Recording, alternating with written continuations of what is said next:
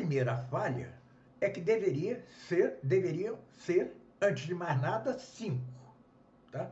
Acompanhando a sua mesma classificação: mito, poética, retórica, dialética, lógica e ciência. O que é óbvio. Ou seja, é o discurso que vai da física de Aristóteles à metafísica. Tá? Ele não se confunde com a lógica, senão que a lógica é propedêutica a ele. Este é o primeiro defeito. Então vamos lá, o professor Carlos Nogueira diz que os 4 discursos de Aristóteles não deveriam ser 4 discursos, deveriam ser 5. Né? Por quê? Deveria ser o poético, retórico, dialético, lógico, analítico e o 5º, a ciência, né? Em que estariam presentes aí a física e a metafísica.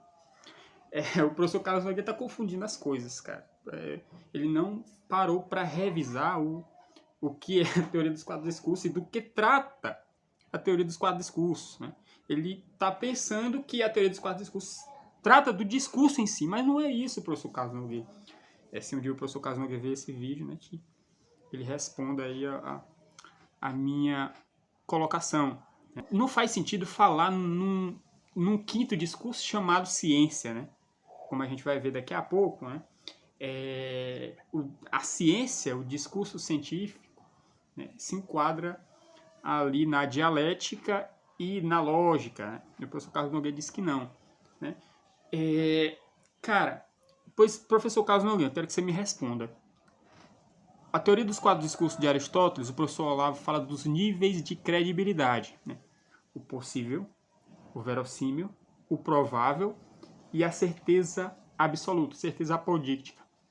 Esse 5º discurso, qual é o nível de credibilidade dele? Qual seria o nível de credibilidade superior ao da certeza absoluta, da certeza apodíctica? Aí da física e da metafísica aí no 5º discurso chamado ciência. Eu queria que você me respondesse aí, porque eu não sei onde é que se encaixaria esse 5º discurso, de acordo com a sua colocação aí, professor. Eu acho que o senhor precisaria revisar isso aí que você falou. Né? Não trata do discurso em si, teoria dos 4 discursos, mas dos níveis de credibilidade. Por que 4 discursos? Por que o Olavo? Será que foi uma escolha qualquer do Olavo? Né? A obra de Aristóteles é tão vasta, por que ele, em vez de 4, não seriam 5, não seriam 3? Né? Por que ele não botou a lógica e a analítica e a dialética, tudo num discurso só? Que é mais ou menos um método científico, é isso? Porque ele dividiu em 4. Né? O Olavo, ele disse que encontrou em 2 pensadores, né? Foi o único local que ele encontrou, eles dando a sugestão, a citação, em que esses 4 autores dividiam os discursos de Aristóteles em 4. Não lembro o nome dos pensadores, né? Não sei se era Avicena, não sei se era Santo Tomás de Aquino. Ele disse que, analisando esses 2 pensadores, ele disse que eles não discorreram sobre esses 4 discursos, né? Mas, por quê? Ele disse, talvez na época fosse evidente para todo mundo que toda a obra de Aristóteles se dividia nesses 4 discursos. Então era tão evidente que esses pensadores que citaram não precisariam explicar. Né? Então o Olavo foi escavar isso aí, pesquisar, e ele formulou ou descobriu, que ele disse que já estava implícita, não estava explícita na obra de Aristóteles, mas estava implícita, né? Escavando, ele descobriu que existiam esses 4 discursos, esses 4 níveis de credibilidade. Nem mais, nem menos, nem 3, nem 5, mas 4. A teoria dos 4 discursos de Aristóteles é o seguinte: o professor Olavo de Carvalho, ele divide o discurso humano, né, digamos assim, em 4 níveis de credibilidade. Né? Então tem o discurso poético, o discurso retórico, o discurso dialético e o 4 é o discurso lógico-analítico. Então, o que seriam esses 4 discursos? Cada um tem um nível de credibilidade. Então, a credibilidade vai aumentando à medida que vamos subindo nesses discursos, né? E esses discursos, eles não são totalmente separados entre si, né? Às vezes eles se entremeiam, e às vezes se misturam, e você tem que ter a perspicácia e a experiência para poder discernir ali o que é cada elemento dos 4 discursos ali, né? Ele fala até em alguns diálogos de Platão, né? Tá tendo um discurso dialético ali, a negra tá dialogando, tentando analisar uma questão, e Platão lança ali um mito, porque não sabia responder a questão, ele lança ali um mito para tentar explicar. Então, às vezes, no mesmo livro, você recorre ao auxílio, né, de vários níveis dessas credibilidades do discurso. Então, primeiro, discurso poético, né, que é o mais geral possível, é o mais abrangente, né, porém é o que tem, é o mais rico, né, o mais, em quantidade numérica, é o maior, porém é o de menor credibilidade, né? O discurso poético trata do possível, né? Então, o discurso poético aí todas as histórias, a mitologia grega, as peças de Shakespeare, tudo que é literatura de ficção, trata do possível, né? Narrativas que, mesmo sendo mitologia, mesmo sendo conto de fadas, né? Lobo Mau, Chapeuzinho Vermelho, por exemplo, né? Branca de Neve e a bruxa, né? Que recebeu a maçã envenenada. Aí você já ensina para as crianças que não pode receber doce de estranhos, né? O Lobo Mau, Chapeuzinho Vermelho, parece um estuprador.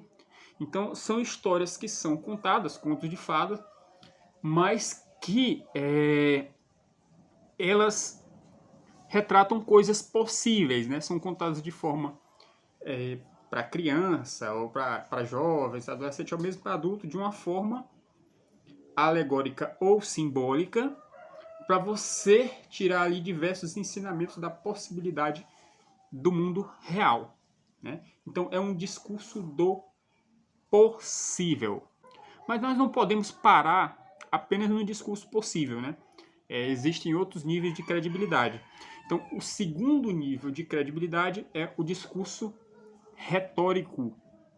Então, quando você já tem uma gama imensa de coisas possíveis lá, enriquecida pelo discurso poético, então você tem que saber quais são aquelas histórias que são mais verossímeis, aquelas que mais parecem ser verdadeiras, né? Então você discerne ali as que parecem verdadeiras, que são mais convincentes, e aquelas que parecem mais mentirosas, né? Parecem mais estranhas, a história do Checó, por exemplo, né? Então, esse é o segundo nível de credibilidade, o verossímil, aquele que parece verdade. Então, muitas vezes, nesse discurso, tem que parecer verdade. Pode ser verdade, mas pode não ser verdade. Mas o importante é que pareça verdade aqui, né? Então, esse é o discurso retórico. O que é que acontece? Então, muitas vezes, existe, como a gente vai ver alguns exemplos daqui a pouco, as pessoas vão treinando a arte de argumentar e muitas vezes coisas contraditórias entre si e até contrária parecem verdade. O cara diz A, só que explica de uma forma convincente. Opa, isso parece verdade. E o outro diz não A. Eu digo, isso também está parecendo verdade. Então, como é que eu resolvo isso? Então, eu fico com um problema na minha mão. Então, você tem que partir para o terceiro nível de credibilidade do discurso. Os 4 discursos de Aristóteles tratam de credibilidade. Então, se existem muitos discursos verossímeis, contraditórios entre si, agora eu quero saber qual é o mais provável. Surge aquela disputa dialética. O cara fala A, outro fala não A, e outro fala B, outro fala não B. Vamos ver qual é o grau de probabilidade de cada um, qual é o mais provável de ser verdadeiro, né? E quando você já está bem exercitado, né, na probabilidade, você ainda quer elevar mais esse grau de credibilidade para a certeza absoluta, né? Ou certeza apodíctica.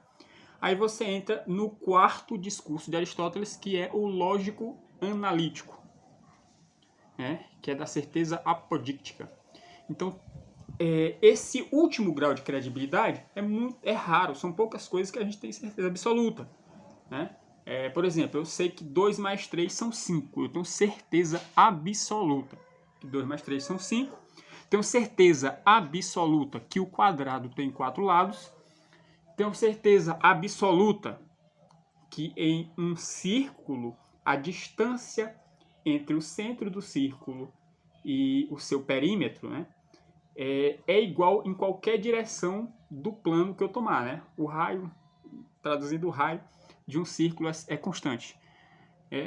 Sei que o triângulo tem 3 lados, né? Eu tenho certeza absoluta disso.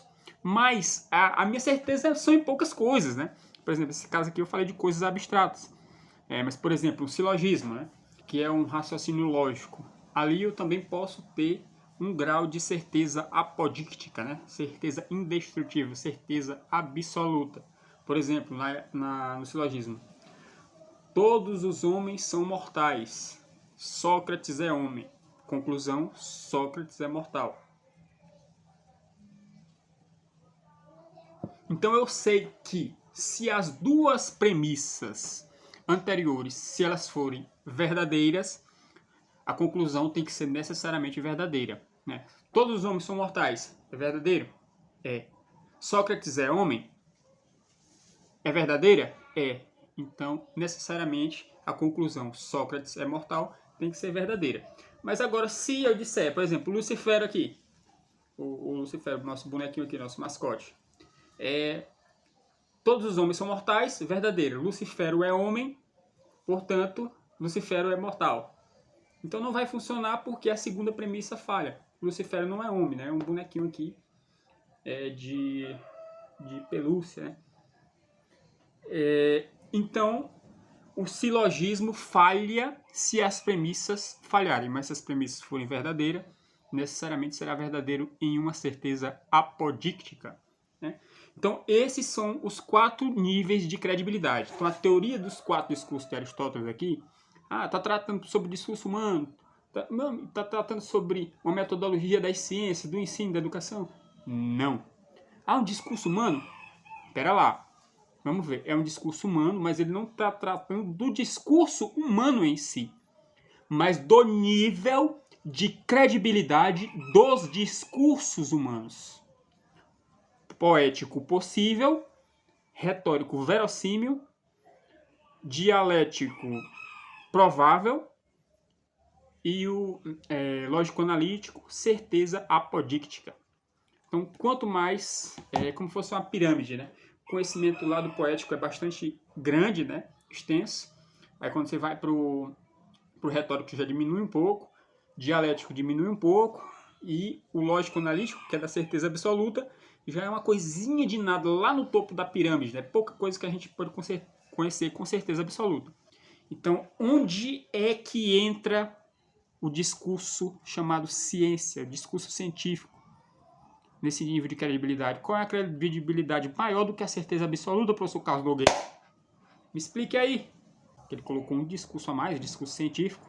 Onde é que se encaixa o discurso científico aí, no grau de credibilidade?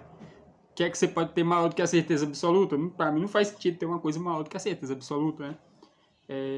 Então o Olavo está falando de uma coisa e o professor Carlos Nogueira está falando de outra coisa completamente diferente, né? Está usando o mesmo nome, as mesmas palavras, né? É igual o cara, não, eu comi uma manga. Aí o Olavo está falando, eu comi uma manga.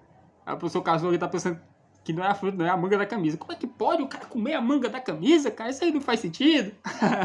Então, é isso aí, homonímia sutil, né? Como diz o Schopenhauer na sua dialética erística.